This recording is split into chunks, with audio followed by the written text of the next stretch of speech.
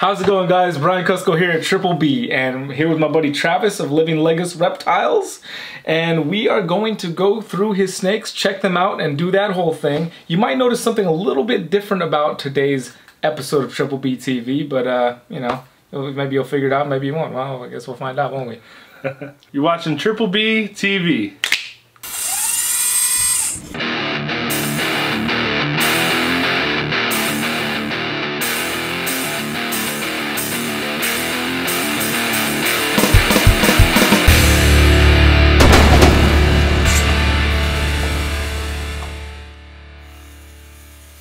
This is what we're gonna do in different day. We're gonna film Triple B TV vlog style today. The main difference between Triple B TV and the vlog channel that I do is tripods and lights. So we've got no tripods and we've got no lights. That's about the only difference. And so a lot more movement today.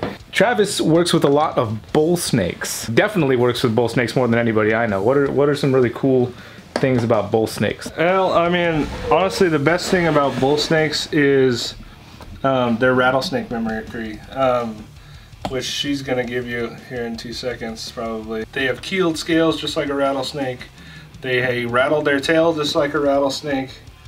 Yeah, their overall pattern is very similar. And then they'll do a big show. They'll hiss. They'll really put up a stink. And it's a good deterrent. If you didn't know the difference between a bull snake and a rattlesnake, they'd fool you. They're such neat snakes. I can't get enough of them. I like them a lot. I like them a lot. Oh, here we go. The water can, that was... She said, danger, Rogue Robinson.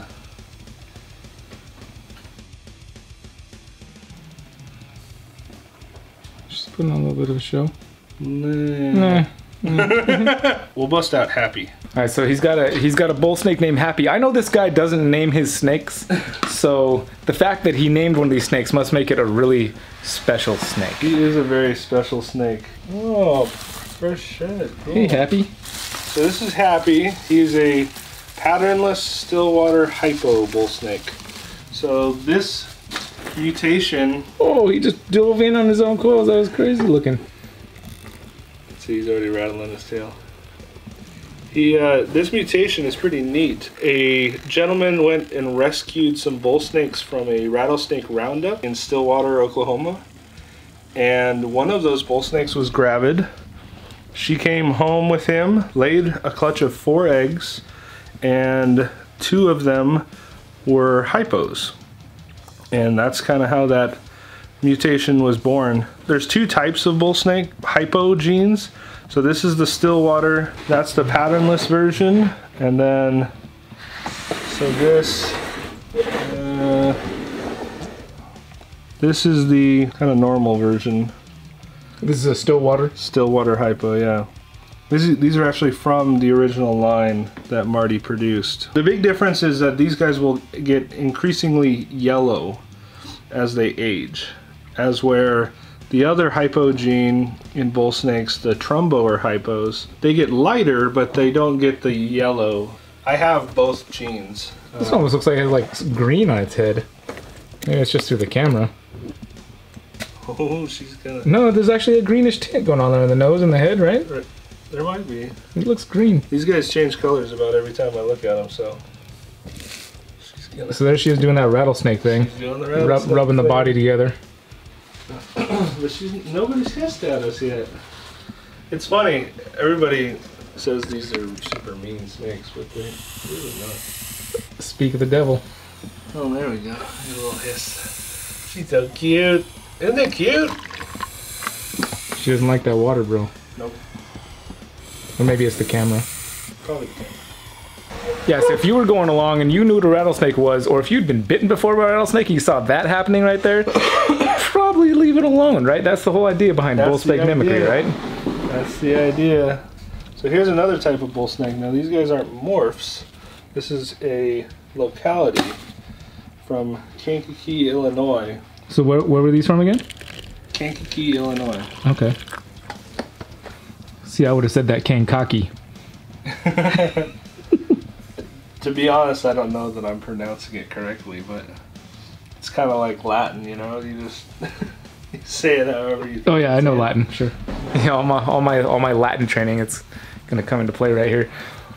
Well, if we were from Illinois, we definitely wouldn't say it that way, so. Probably not. I don't know what I'd say if I was from Illinois. Yes, Tinley's just down the street. Yeah. Yeah, it would be. That's what I'd say.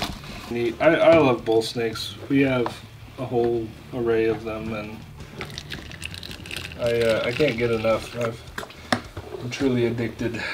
One of the first bull snakes we were looking at was a different locality. We'll show you that again and talk about the locality real fast.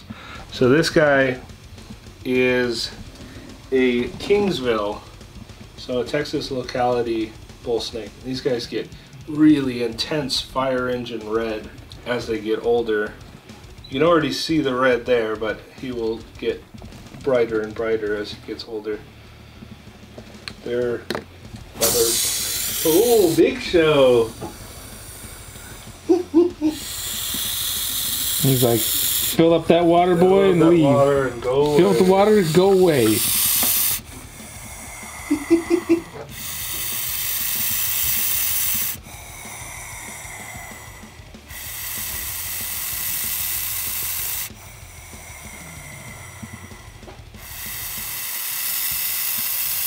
That is sweet. You got to respect an animal like that.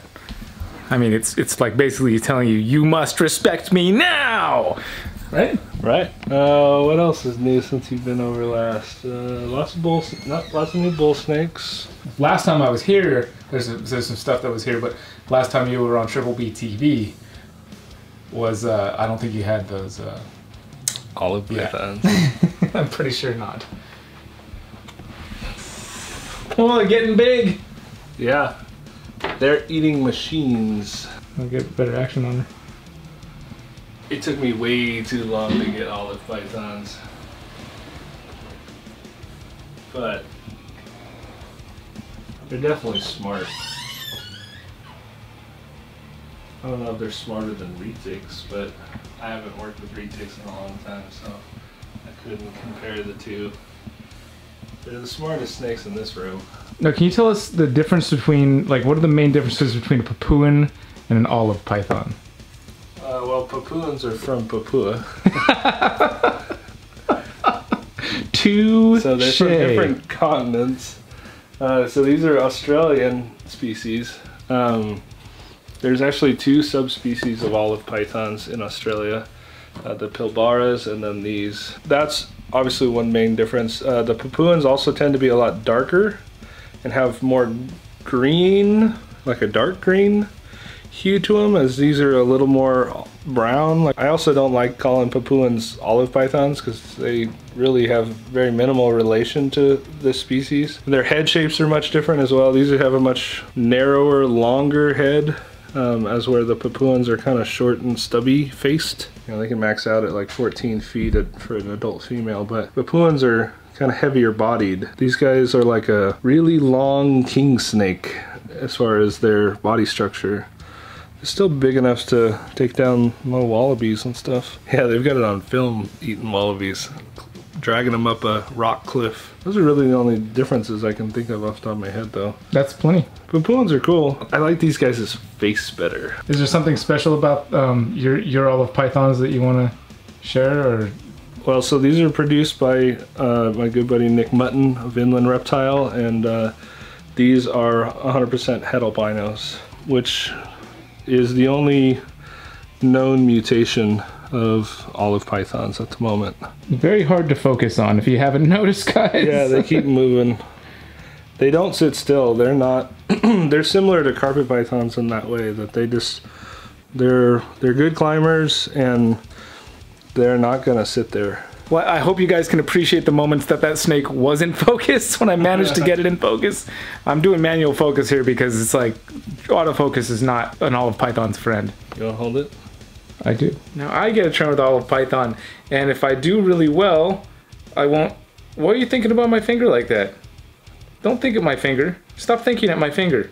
I want you to do minimal thinking about my finger. Although, but it wouldn't hurt as much as that hognose bite I took. Yeah, I saw that. Oh, you saw it? Yeah. Yeah. It was cute until it got that rear fang in. It wasn't that bad, but it hurt. It stung. Well, yeah, it stings. It tickles. And they're big. They're big teeth. They're bigger teeth than the rest of their teeth. Yeah. It's a fang. I mean, it's... Yeah, it made a... I felt it tickle down there by the bone, for sure. Such a cool snake, man. I don't know you. I'm not going to put you by my face. She seems pretty chill, though. Yeah, my daughter holds her. Never given me any inclination. She only eats the food, right? Yeah. Only bites the food? Well, aren't you a Which good is not snake? what I've heard from other people. But Yeah, I've seen video evidence of them doing other things than just biting food. Yeah, I was interviewed by Port City Pythons, and I was talking about my olive pythons, and he's like, dude, mine tries to bite my face all the time. Like, this is my favorite snake of Travis's, so I and he knew that. He knew that. When I was coming over. Oh, it's always gotta be somebody. It's always Hillary. So this could go good, this could go bad. We don't know. This is another Lyaeus species, since we're on the subject. These are Macklot's pythons. Lyaeus macloti. So, similar, obviously much more speckled. And these are not from Australia, so these guys come from 3 separate islands in the Indonesian archipelago. This particular locale, and what mostly you find here in the US, is the Timor locality, but they're all pretty similar. I mean, really only the trained eye could tell the difference between the 3. Another one of my favorite species of python for sure. This is about as big as they get. You could get them bigger than this, but you don't need to. Unfortunately, she didn't take this year.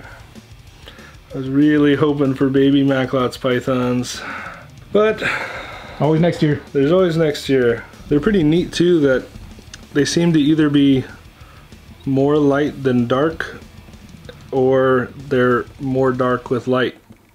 And there's really seems to be no like happy medium. This looks like she's dark with light spots, but my male looks like he's light with dark spots. It's really kind of weird. Well, they're nowhere easier to get in focus than the olive python. No, we don't like snakes that sit still here. Where's the fun in that? Here, you want a snake that'll sit still? This was produced by one of your Freedom Breeder boys, our good buddy Jimmy Cruz. It's a pastel coral glow pied. Now that's the grand finale right there, guys. That is the way to do it. I hope you enjoyed this different style of Triple B TV. If you didn't, we're never gonna ever do it again.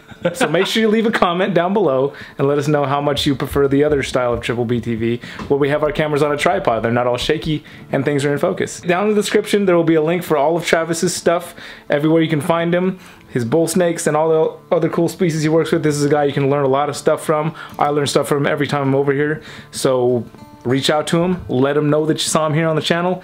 And next week, we're going to be checking out another one of our buddies, Mr. Riley Jimison, assuming that I can make it to his place and film before next week.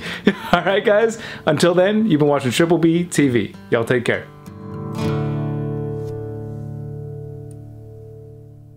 This is gonna be in the bloopers, isn't it? And then of course we'll snap, right? That's gonna happen, right? We're gonna snap. That's gonna happen. Do we need a beer? No, I'm ready. I'm just sweating a little bit. We turned the fan off and started sweating a little bit. I've been sweating. Ready? Yeah, I didn't really give you a cue word. No. That'll work.